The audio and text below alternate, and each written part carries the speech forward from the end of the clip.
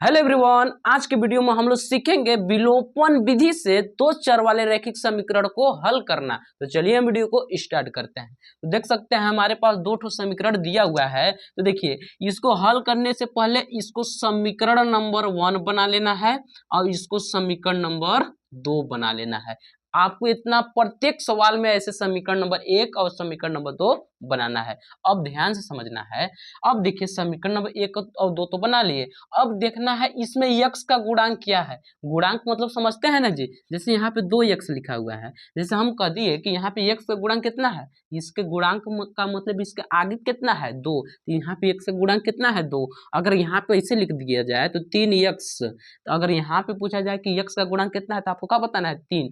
लेकिन अगर बात समझिए, अगर यहाँ पे x पूछ दिया, यहाँ पे केवल x है, पूछ दिया कि यहाँ पे x का गुणांक कितना है, तो बताना है कि 1 है, क्योंकि इसके आगे 1 तो लिख भी सकते हैं ना, लेकिन एक नहीं लिखते हैं। तो आप आगे अगर समझ में गुणांक का मतलब क्या होता है। अब देखिए, यहाँ पे यक्स का गुणांक 1 है, ठीक है। अब यहाँ पे कितना है 2, तो 1 और 2 बराबर है क्या, नहीं ना, बराबर तो नहीं है। अब ध्यान समझिए, जब बराबर नहीं है तो अगला का भी देख लीजिए। जैसे यहाँ पे y का गुणांक कितना है 1, और यहाँ पे भी y का गुणांक क्या है 1, तो ध्यान समझना है। अब देखिए, इसका तो गुणांक बराबर है, जब बराबर रहता है तो इजी रहता है सवाल। तो देखिए, यहाँ पे बराबर है इसका गुणांक, तो देखना है आपको कि देखिए यहाँ पे प्लस वाई, यहाँ पे माइनस वाई, मतलब जो बराबर है हम उससे भी चल रहे हैं। जैसे इसका यहाँ भी एक, यहाँ भी एक, जैसे यहाँ पे -1 है, यहाँ पे +1। देखिए, हम समीकरण 1 और 2 को क्या करें कि ये वाला जो गुणांक बराबर है वो 0 बन जाए। क्या बन जाए? 0। तो यहाँ पे देखिए +1 है, यहाँ पे -1, तो +1 और -1 को हम जोड़ देंगे तो 0 बन जाएगा कि नहीं बन जाएगा। तो हम क्या करेंगे कि समीकरण 1 और 2 को क्या करने पर, जोड़ने पर, क्या करना है, जोड़ने पर। तो लिखेंगे समीकरण 1 प्लस समीकरण 2, समीकरण 2।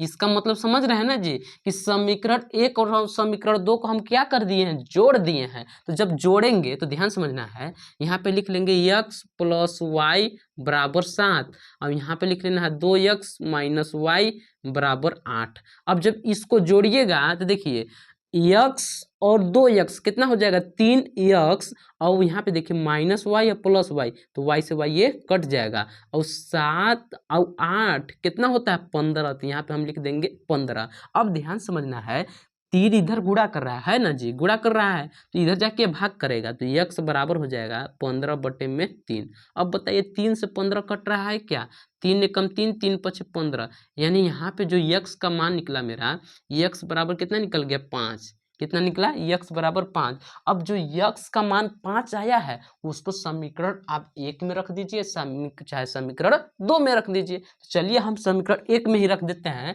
तो लिखेंगे, यहाँ पे लिखना है कि x का मान समीकरण कितना में रखने पर रखना चाहते, 1 में ना, तो समीकरण 1 में रखने पर तो जब रखेंगे तो समीकरण 1 को एक बार उतार लेते हैं, x + y बराबर 7।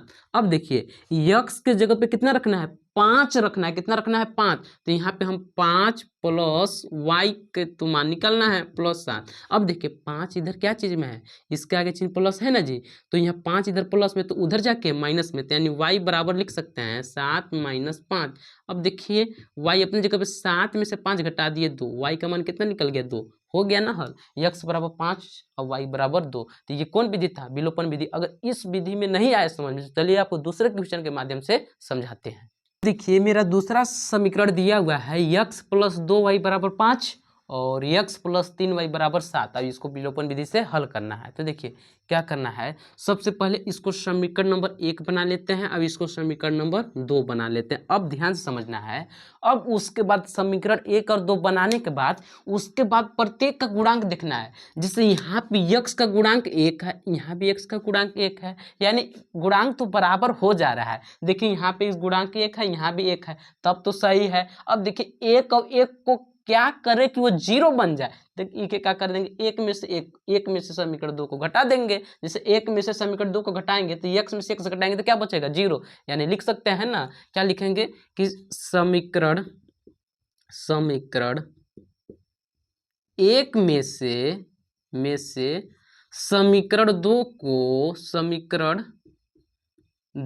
को घटाने पर, क्या करने पर, घटाने पर।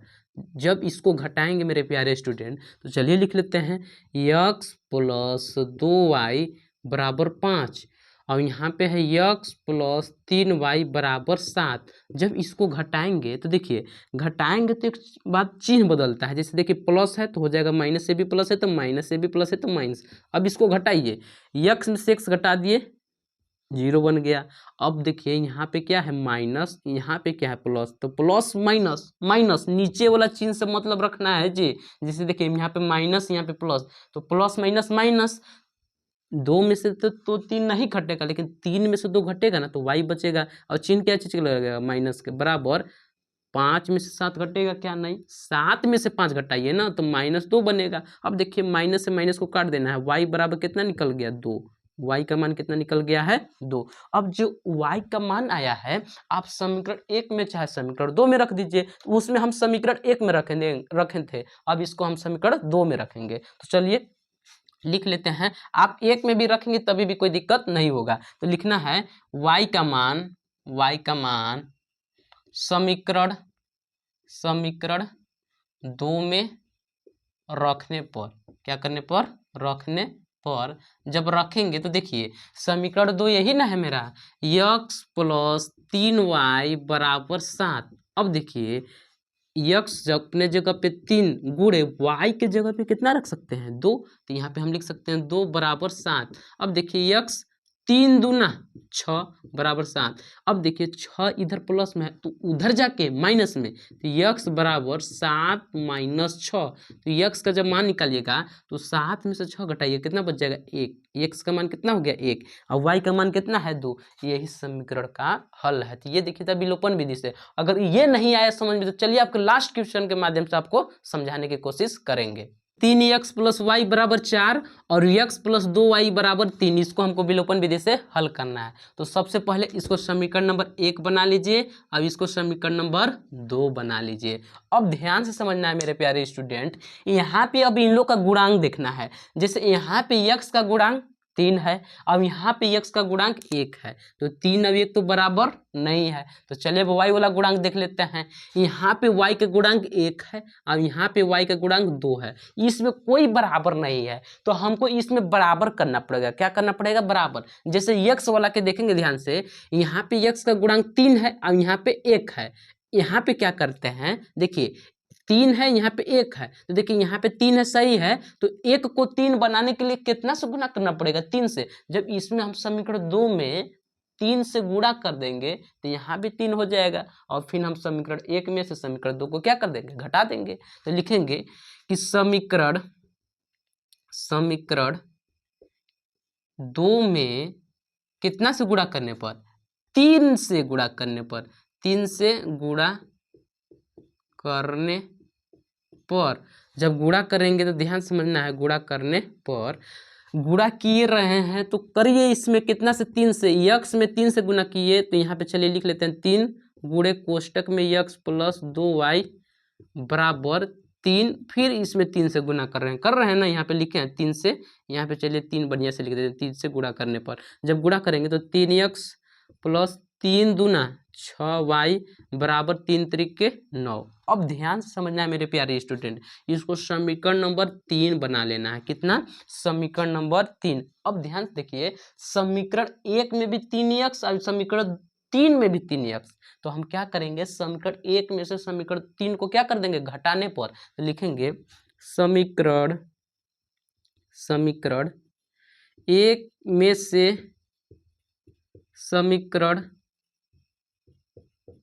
3 को घटाने पर, क्या करने पर, घटाने पर। जब इसको घटाएंगे तो चलिए हम ये बात को यहाँ पे लिख देते हैं, ठीक है।